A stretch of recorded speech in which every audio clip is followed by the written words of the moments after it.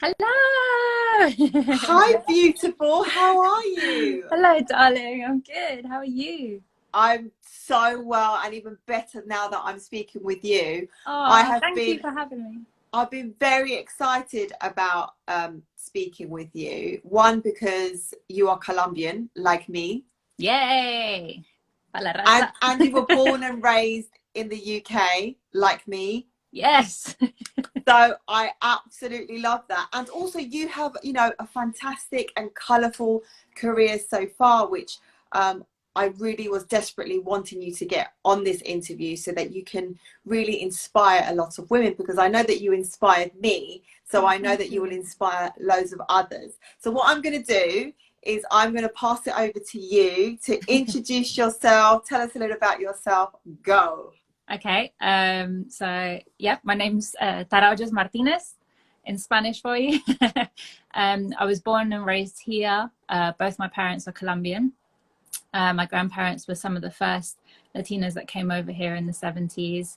And it's always been a huge part of my life. I'm sure you feel the same. I feel as much Latina as I feel British. Um, and yeah, I love both sides of that, my personality equally. Um, I studied biomedical science at uni. I used to want to be a doctor, and then things happen in life and I ended up deciding to go into the entertainment industry. So I became Miss Universe Great Britain in 2010, and that completely changed my life, because it opened up my world to so many different opportunities that I'd never really even thought were possible. And from then, that's when I kind of decided what kind of route I wanted to take. Um, Fast forward a few years later, I've decided to really focus in on acting as a career. And so I've been doing that for the last 3 years. Amazing. So what I want to do is, you've missed out some incredible bits, so I'm just going to rewind it back to the beginning. Yeah, And sure. I want to start off because you shared your story with us. So you actually put pen to paper and you wrote some, beautiful words. You put them together and I published that. And there were some points in there that, I really want to put the limelight on. Yeah. Um, Number one, you said that from a young girl, you always either wanted to be, a doctor or, an actress. It was one or the other, Mm-hmm. right? And that you were gifted, in school academically, you did quite well. Mm-hmm. And it came to a barrier, shall I say, when you were in your first year of university, because you met someone that said, no, you can't, So actually. that was at even younger age. I was 16. I was getting ready to do my GCSEs, and you have to like pick. Well, from your GCSEs, you've started thinking about what you're going to do at college and what you want to do at uni. So I spoke to my head of year, and she was actually, the funny fact is that she was a female. So coming from a female, what she said was even more hurtful. I told her, or expressed to her my desire to study medicine at university, and she just kind of laughed it off and said, hmm, I don't think you should even bother really. Why don't you get your looks to get you somewhere? So I was like, wow.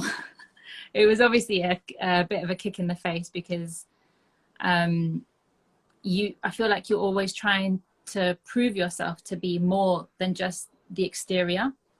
As women, anyway, we want to portray ourselves in the best light and show that, yeah, we can all be beautiful, we can all be glamorous, we can be messy, we can be anything we want to be, we can be strong. But I felt like from then I was already fighting to prove to someone that actually I am smart, and I am intellectual, and I can be a doctor if I want to be. So I think that conversation kind of sparked up this insecurity. Yeah, and not only just an insecurity, but a kind of like a vigor to prove them wrong.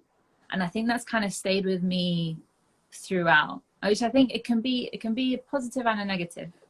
See, I think what you've done is something that I can resonate with. And normally when I receive negative feedback or negative comments that I'm not even asking for, I always turn it as petrol fuel, right? Like my diesel, my petrol, to get me going and start that engine and think, right, I'm just going to go for it.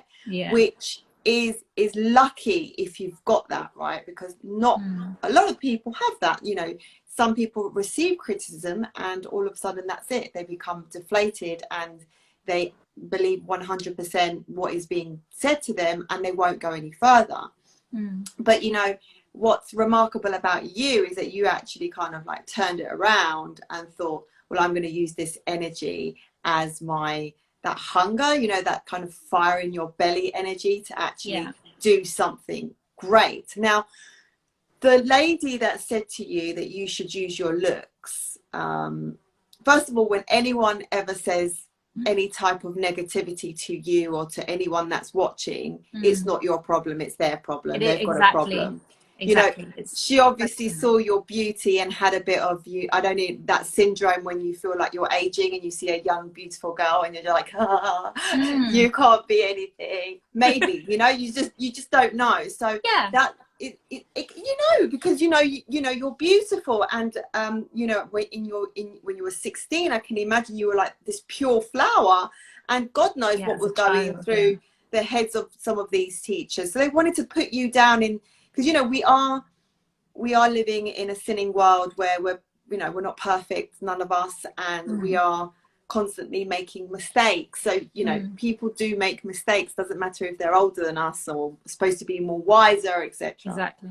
So what's interesting is that for anyone watching, you know, that if anyone gives you bad, negative feedback or says that you can't do something, what you need to say is, watch me, because I'm going to do it, and I don't need your blessing or your blessing or your blessing to tell me what it is that I've got to do. And also, one more point before I pass the microphone back to you, that is that don't worry about what other people are going to say about you or think about who you are and how you are, because who cares?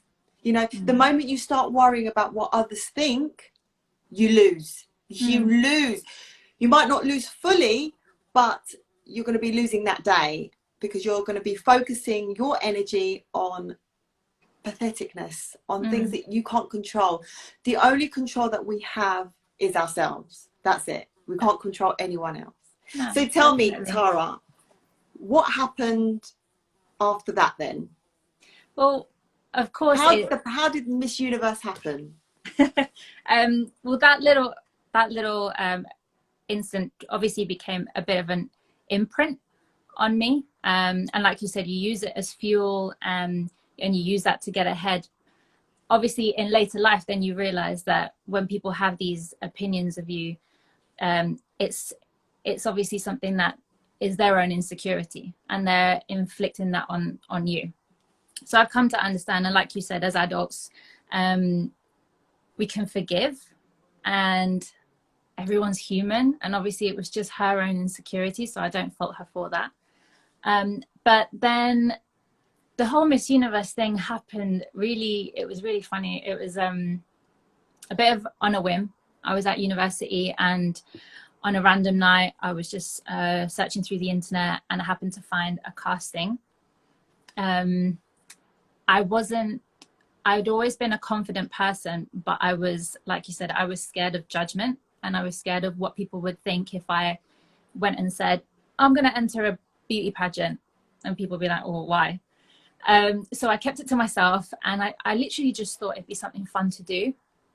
I was looking at sort of like part-time jobs and stuff, and like it just came up, and being Colombian, growing up with Miss Colombia, Señorita Colombia, Miss Universo, and things like that. I thought, is that even a thing here in the UK? Like, so true, because anyone watching in South America, beauty pageants, especially in Colombia, huge. is like a thing.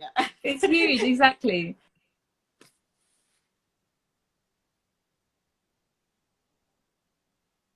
Oh, I lost you there for a bit. You're back. I just got a call, sorry. No worries. Yeah, it's something huge, and people train from like when you're a kid, and so I thought it'd be something fun to do. Like, whatever happened, it'd be a little bit of fun, like meet some new people, that kind of thing. And all of a sudden I went to the casting, and thank God that they loved me. I met the national director, and she was an absolute sweetheart. I met the Miss GB from the year before, and she was really surprised that I hadn't done anything like that before. Obviously, being Latina and growing up with that, she thought I would have been like straight at it, but I wasn't, because I was obviously always focused on my studies.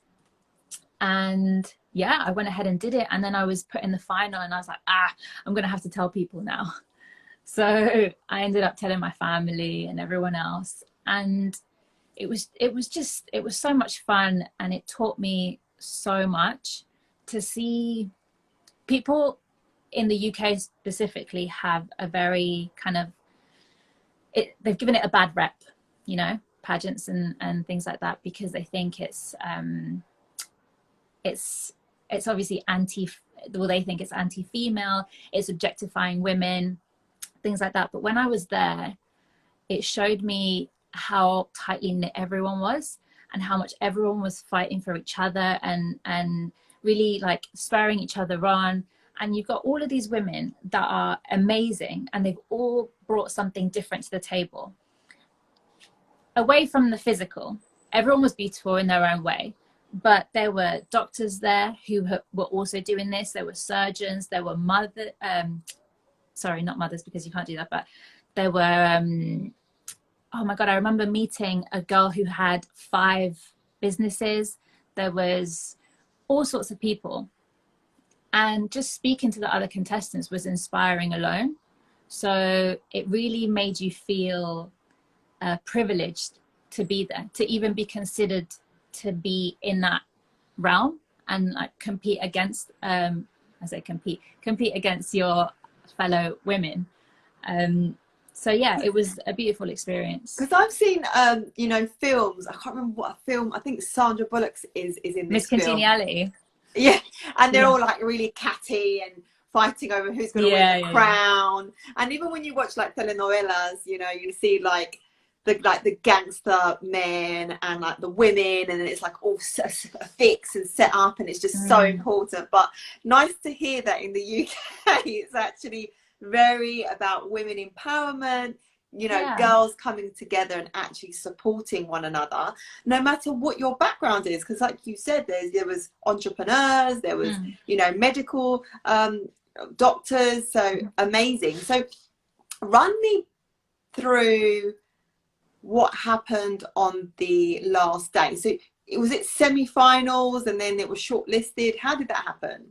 So that year there wasn't that many regionals. Usually they do regionals, so they're like mini pageants in different cities, or say the South or whatever, because it's all of Great Britain.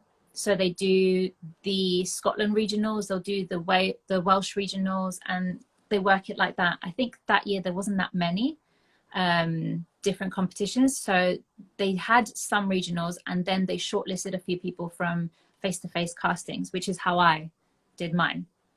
My casting was in London. The directors and everyone had come in, and so that's how I got placed. And then on the final day, the lead up, you're obviously training as much as you can or as you want. What does that involve? What does the training involve? I went into it honestly like blindsided. I was like a deer in the headlights. I didn't know what I was doing, so I had to find some help. I got scouted by a coach who had trained I think she trained a couple of the year before, and she taught me how to walk. She taught me, by walk I mean catwalk, which there's so many different things to it. Obviously there's a few rounds on the night, so you've got your swimwear round, your evening wear round, you've got like a fashion fun round, which is where everyone introduces themselves, and then you've got your interview. So all of these different processes, I just had no idea. All I knew was watching Miss Universe and Miss Mundo on the TV and then just seeing it on screen. So we went through a lot of training. I had to really like get myself in the gym, because I had been at uni for a year. And that was, I don't know if anyone can think back to when they've been first year uni. I was eating a lot. It was exactly, I was pigging out, I was going out a lot, and you know, it's just that uni life. So I had to really get myself into gear, started training really hard, got a personal trainer, got a nutritionist, and yeah, I ended up loving catwalking. It was, I fell in love with it. They say that us Latinas have a bit of a flair and something that we can add to the catwalk, and I really just like dove into that. And it's like a dance, and I love dancing, so that was my favorite part, like being on stage. And then obviously there's all the interview training, so you have to do media training, and how to hold yourself, how to present yourself in an interview. Thank God, I feel like I've always been okay with interviews. I can hold myself, but then you have to know how to please an array of people, because you have a panel of judges, and they ask you questions varying from, and it's the same at the internationals, they ask you questions from like politics, media, current situations, and then your life, your personality, things like that. So wow. There's a lot. And then when then was there 3 finalists when they were going to, so who were you with, which other 2? So on the final, you've got all your rounds, and the panel, basically scores you along.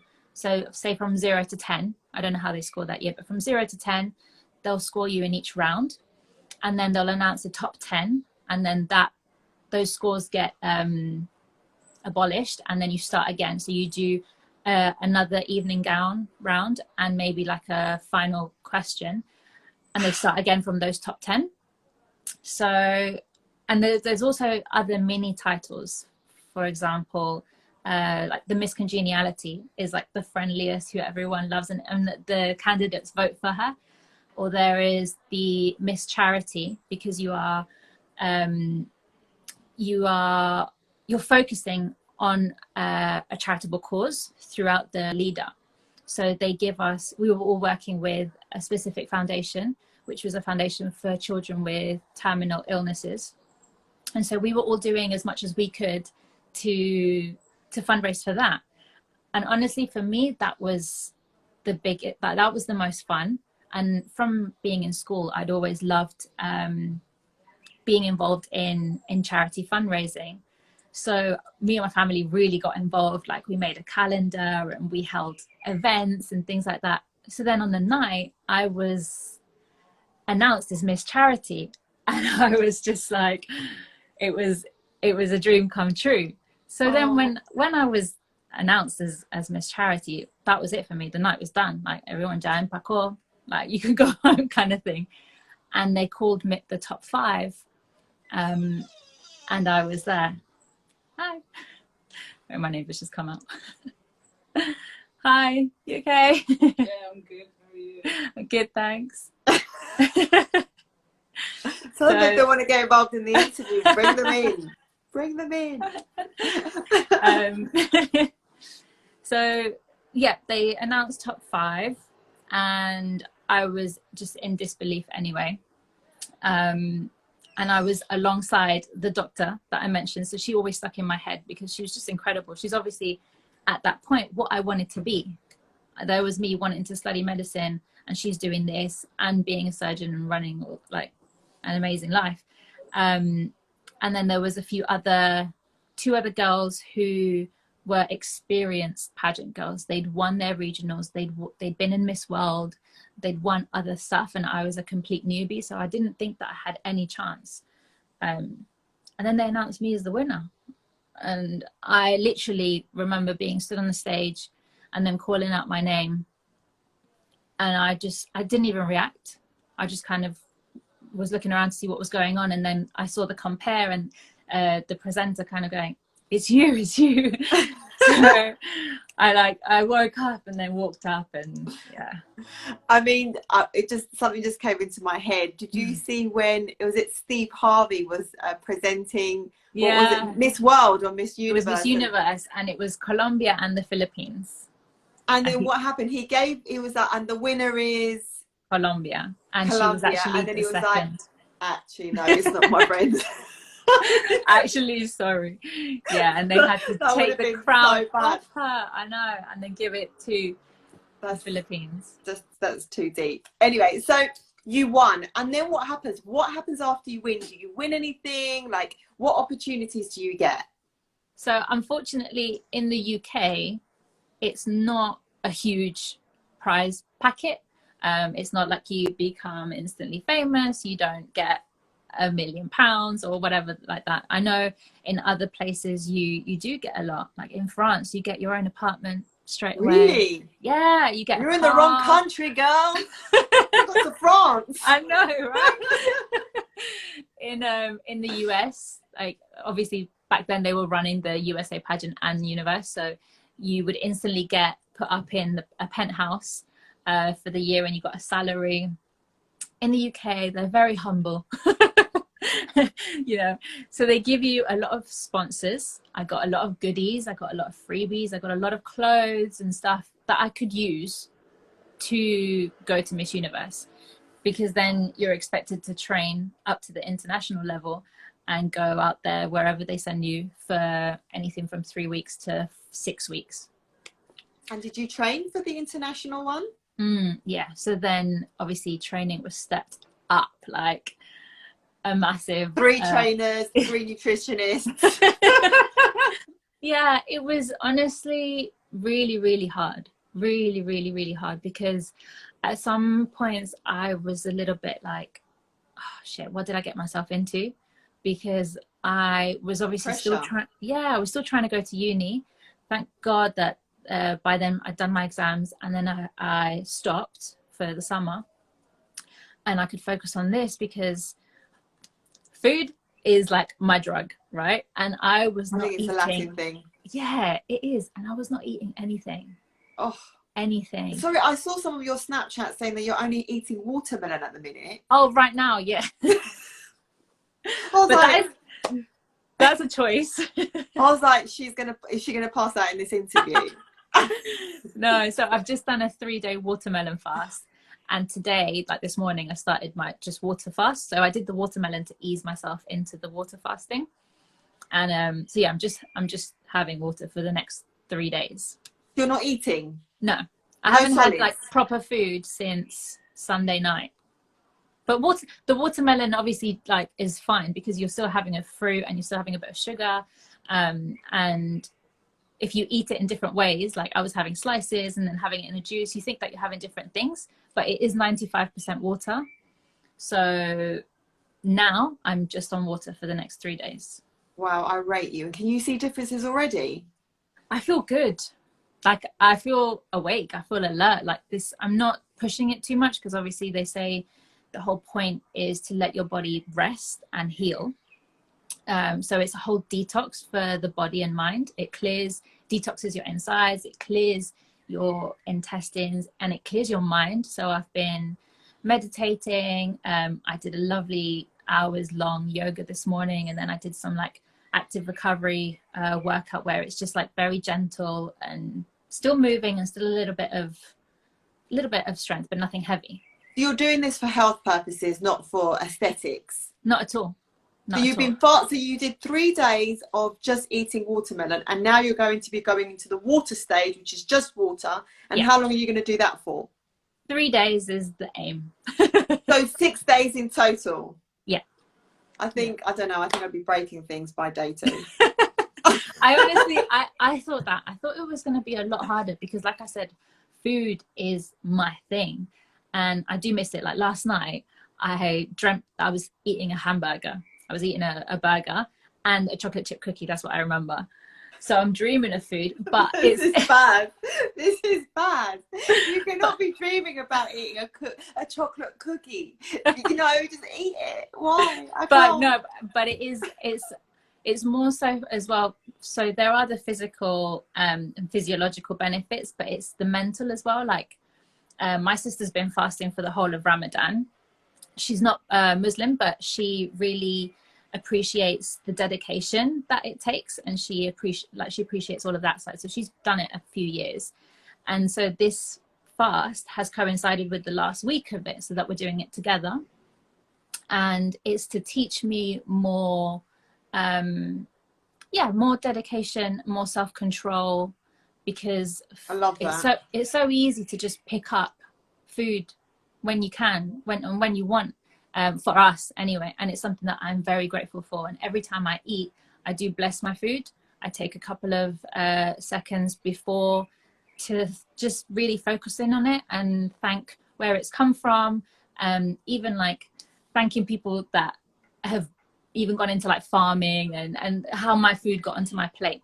So I'm taking more time and being more Gratitude, which is beautiful. Gratitude is honestly one of the keys to not only success but to happiness, to everything. So massively beautiful that you do that. Very, very lovely. Tara, I just want to ask you, so you know, you won Miss Universe GB, and then, you know, the pressure was really on with regards to the international Miss Universe, and you really had to step up your game. Now, I know that you said in your story that you got in a toxic relationship. That was after, thank God. Oh, really? Oh, okay. I'm running. Okay, no, I'm gonna walk it's fine. So I've got this weird little hair just like flicking out. Why Why is it doing that? Baby hair. I was just about to do that. So tell me about Miss Universe. Okay. Okay, sorry, carry on. The pressure was a lot. Like I mentioned, I had to lose a lot of weight, which wasn't healthy for me. It was very fast, and I'd always eaten whatever I wanted. So to go to an extreme diet was a lot of pressure and very painful. I wouldn't say like physically, but mentally. So I don't recommend it to anyone. No. Don't try and do I can't recommend any of these weird diets, by the way. Don't do the fast route. Just like, and like the best way to train isn't for aesthetics, it's for health, and the rest comes with it. The way you look is a bonus. I've found out through the years, obviously after all of this. So I wish, like I said in the article, I wish I could have given a bit of what I know now to myself back then. But I mean, that's growing up, hey. That they always say, there's a saying that says, you know, you can't put an old person's head on a young person's shoulders. Exactly. You can tell someone so much, but until they live it, understand it, and feel the pain, and actually then want to grow, it's the only way. So you can't be too hard on yourself. Yeah, and you make your own mistakes and you learn from them, and it allowed me to see what I'm capable of. So I am grateful for that. But I remember being so thin that my mum, when she saw me, she was like, "Ay, mija, parece enferma." I'm laughing because I lose a pound and my mum's like, "Oh my goodness me, right? There's something wrong here." Exactly. Like, what pound? I have 2 stone to go. Stop feeding me. The reason I'm in this position is because of you. Exactly. And then they're the first ones to tell you, "Mija, está como gordita, your trousers are a little bit tight." And she's the first one to tell me if I'm like too thin or too big. My mum the same. Like if I've got a spot, she's like, "What's that?" Ooh. Or you look tired. Or, I think that's Latin mums. If there's anyone out there that isn't Latin and their mum does the same thing, please can you just drop it in the comment box, because I'm convinced it's a Colombian thing. No, but anyway, do you know what? One of my best friends is Thai, and her mum is Thai, and she's exactly the same. So oh really? Yeah. Okay. There's a few similarities. Yeah. But they are like that. Honestly, it drives me insane. I'm like, you know, sometimes, especially like if it's the time of the month, I'm like, you always put me down. Oh, I can't do this. It's a huge thing. It's a huge thing. And I think, like, not to like taint it too much or go into like a negative space, but I've come to realize that a lot of our image issues are parental traumas. And I think maybe you feel the same, I don't know, but being from a culture that is so image conscious, it's a huge thing. Like, we've come to realize Latin America is so image conscious, especially Colombia. Massively. And you grow up with that your whole life. And you have to aspire to be a certain way, look a certain way, be curvy, be sexy, plus all the stereotypes that are in the media about being Latina. There's all of that, which is a whole other conversation. Right. But yeah, so it's something that's always really ingrained in you growing up. So yeah, going out there, I felt like I had a lot to prove, being the first Latina to hold the British title. I was so grateful to have all the Latin press that I did have. I had the Colombian news calling me, saying, oh my God, we have 2 contestants this year. Only last week I did a live with the loveliest people. They have a pageant forum where obviously there's like fans and they discuss all the different pageants in the world. And they asked me to go on, and it was so nice to see this far on, like 10 years on, that people have still been influenced in a certain way, or remember it, or have taken it upon themselves and are like, yeah, I remember you did this and it was great and you paved the way for this and this and this, which is something sometimes I forget. But it's nice when it's spoken about again. Yeah, and I'm really grateful for the opportunity. So take me then to the next step then. So you were there. Yeah, and we were sent to Vegas. Woohoo! I've never been to Vegas. Oh, it's so cool. Is it good? Yeah, I mean, if you take it for what it is, like, Vegas is fun, and it's a party, it's lively, so you don't need more than 3 or 4 days, I'd say. Like, I'm big on culture, so Vegas is a lot of fun, and you're inside a lot in the hotels and the casinos. You can do pool parties and stuff. I've been to Vegas twice and I have never done a pool party. I know. How come? Well, the first time I was at Miss Universe, so I was working. So there's no partying, as in, like, there's no free time to party. You can go to a party if it's organized. So they'll have like they had dinners, or for the over 21s, because obviously it was America and I was still under 21, so I didn't go to many of these. For the over 21s, they have club appearances sometimes, or bar visits, and it's all very, very organized, and they have security and a very, very strict itinerary, so they know where you are 24/7. You have a what do you call them, there's a word for it, a nanny. It's not a nanny, but it's another word.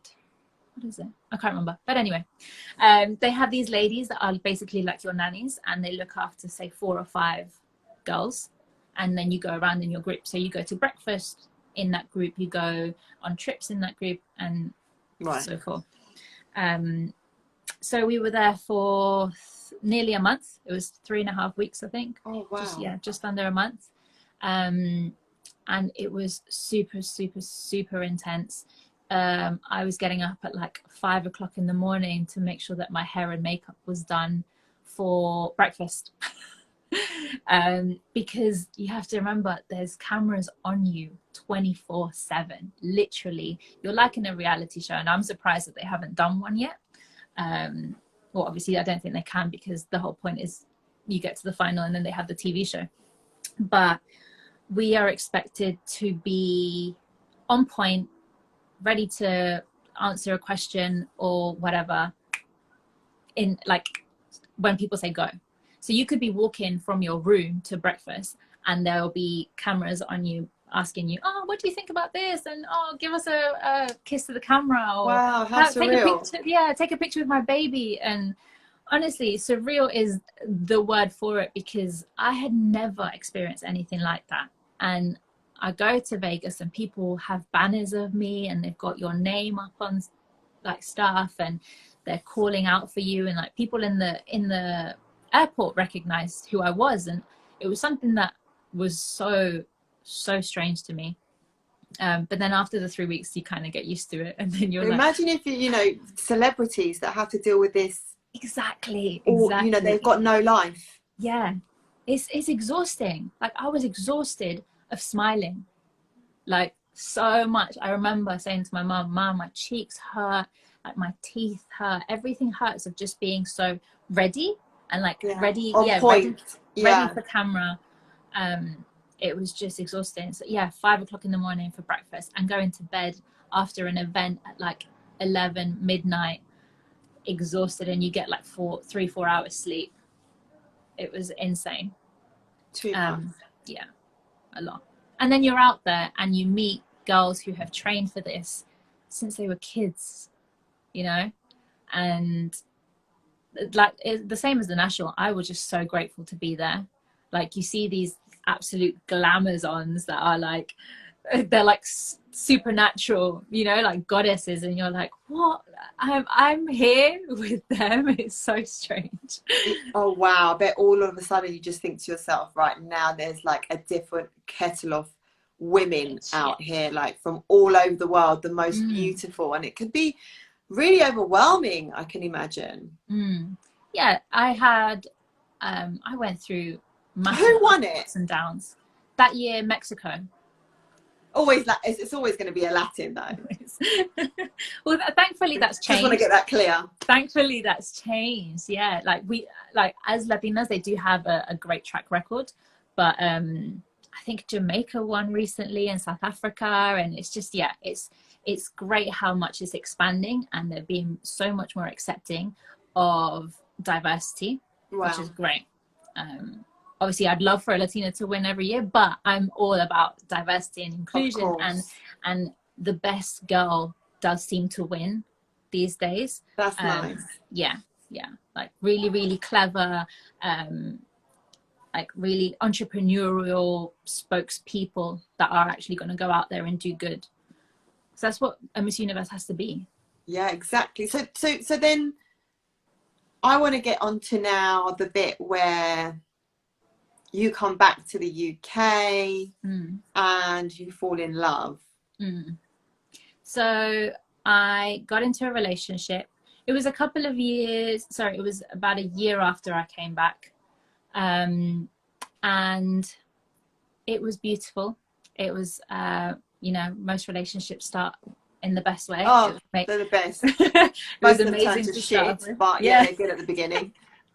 It does. It did all go to shit. I was exhausted from him. I was exhausted from the pageant, and I'd come home to go back to uni. So I wanted to finish my degree. Obviously I didn't want to leave it half started. I had the opportunity to not go back. I could have just left it, and I had huge opportunities like literally waved at me where I could have like gone to Puerto Rico or Mexico, and I had a TV deal and stuff like that. But I sometimes kick myself, and then I think, you know what, it wasn't for you. Everything happens for a reason, and you were meant to come home and finish your degree to go through everything that I did go through and be the person that I am now. Nice way to look at it. Yeah, exactly. And so I came back, finished my degree, and I started working, saving up. Obviously I'd had a lot of all the money saved up from when I'd been Miss Universe, and you do get jobs, you do go out and work. So me and my then partner decided to leave everything and go traveling. And we were away for almost a year and a half. And then whilst we were living abroad, we broke up. So yeah, it was very Where traumatic. were you? Which country? We were living in Australia. So literally, wow. Furthest, literally the moon. Okay. The furthest away you can get from all your friends and family. All the places you want to break up, let's break up in Australia. Yeah. So it was one-sided. from his part. I really didn't understand why. And it took me a long time to come to terms with it.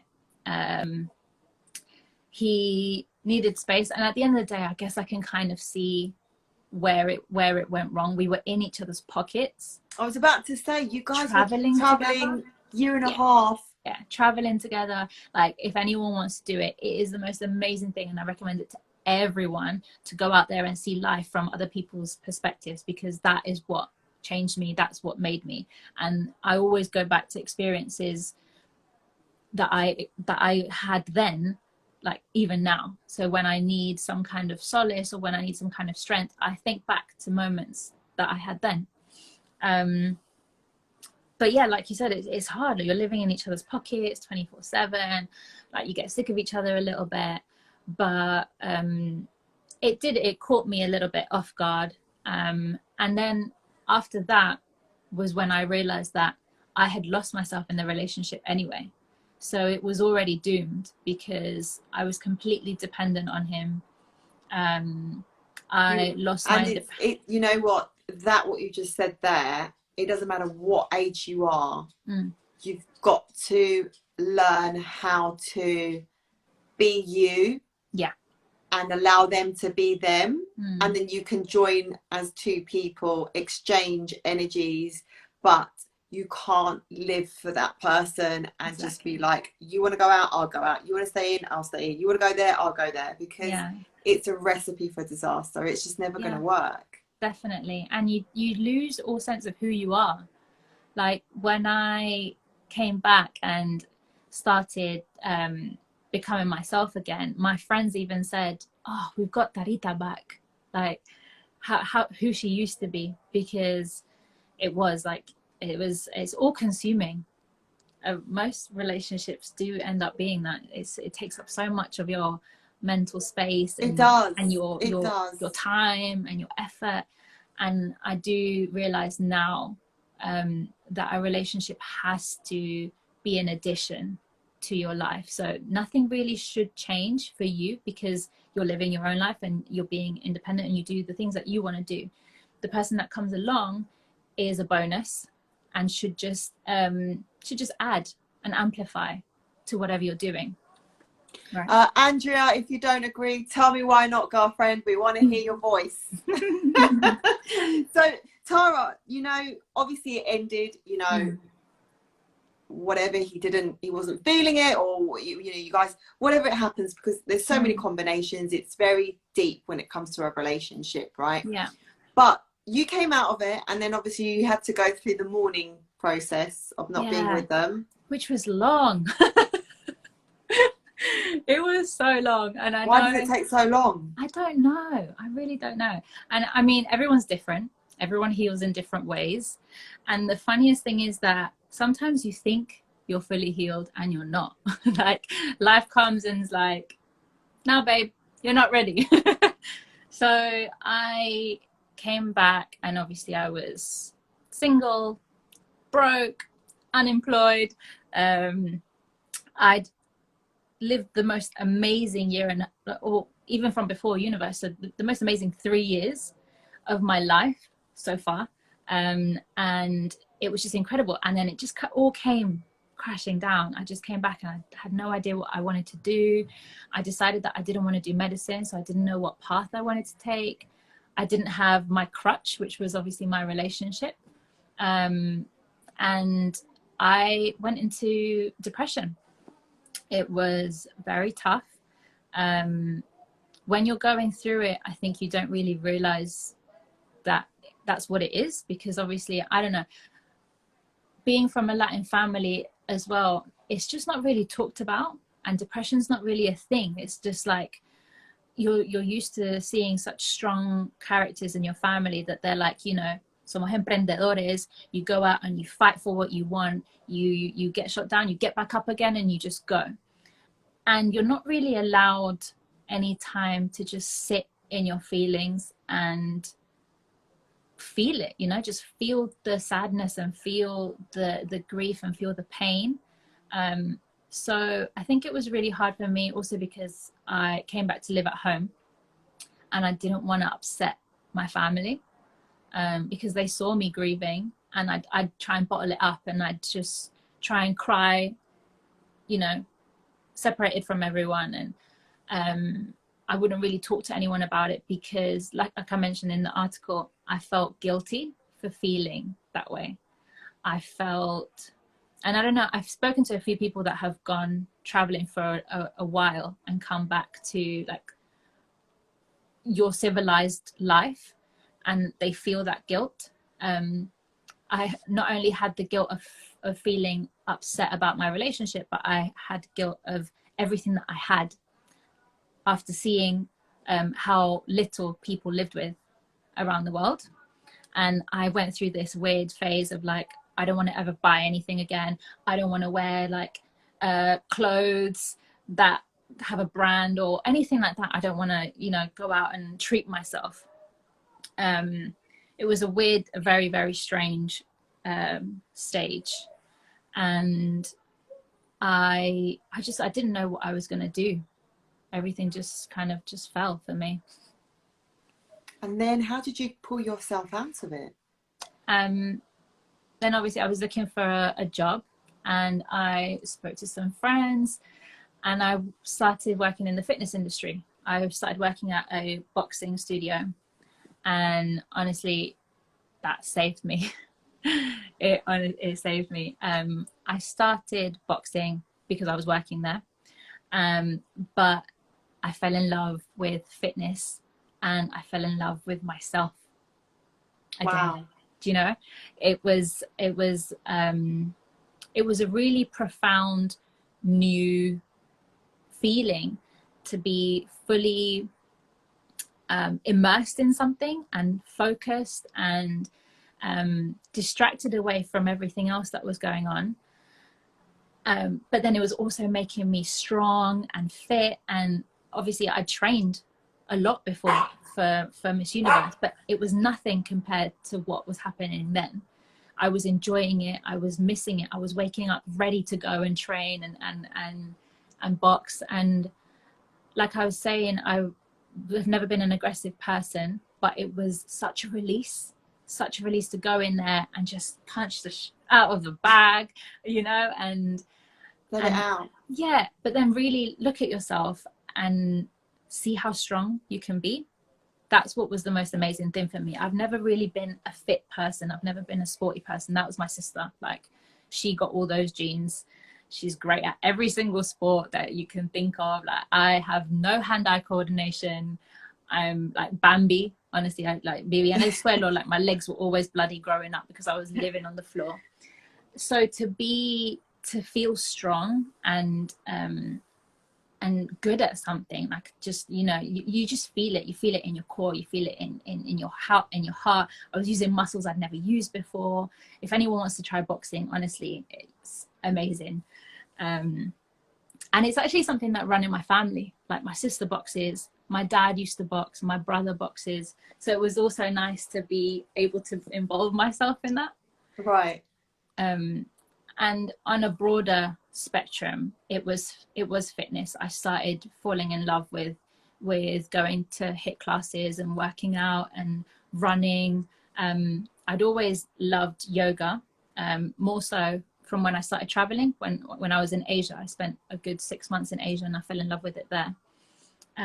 So pairing all these different styles of working out was what got me through it. It honestly, you know, you're not the first person to say that. I did, one of my first interviews was with a fitness coach here in North London, and she was in an abusive relationship, and she said that once the relationship was finished, it was her falling into fitness that really helped her become strong, not only physically but mentally, because it does do something to you when you start realizing the changes and power that you've got over yourself, and it's something really empowering that, you know, happens. Yeah.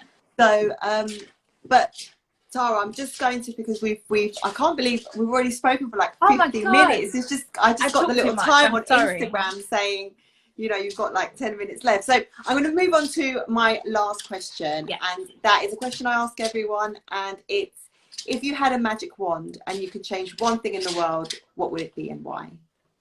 That is such a hard question. It's quite a pageant question, isn't it? It is, and that's the thing, because you think of it and then it does sound cliche, and it's going to come out a little bit like I just want world peace. But I think from everything that I have just spoken about as well, and like food being such a pivotal thing for me, like I'm honestly very passionate about it. Like me and my sister have a blog, little shout out, it's called Salsa and Spice, if anyone can follow it on Instagram. Nice. So it's like a foodie Instagram page, and I would just love for poverty to be eradicated, and malnutrition, so that even people that have the littlest thing have enough to eat, and they can actually live life. You know, it's just so heartbreaking to see children dying of malnutrition and starvation. And if at least everyone had enough to eat, then they can all experience love and happiness in whatever way, in the smallest way. You know, I think everyone deserves that. I love that. And I agree with you. You know, sometimes we take for granted so much that we have, you know, especially living here in London, you've got everything at your feet, you know, from culture, entertainment to, it's really a very cosmopolitan city. And yet, unfortunately, this doesn't happen all over the world. So I think that's a beautiful thing to do. And I wish I could make that true, but there is no magic wand, unfortunately. But one day. I know. I want to thank you so much, Tara, for your time and for sharing us your story and being so beautiful inside and out. And please look after yourself, take care, stay in touch, and obviously God bless. Oh, thank you so much for having me. And honestly, what you're doing and the platform that you have is just amazing. So thank you for everything that you're doing, empowering women out there. I'm all for it. Thank you. Bye, my darling. Thank you, guys. Love you. Bye-bye. Bye.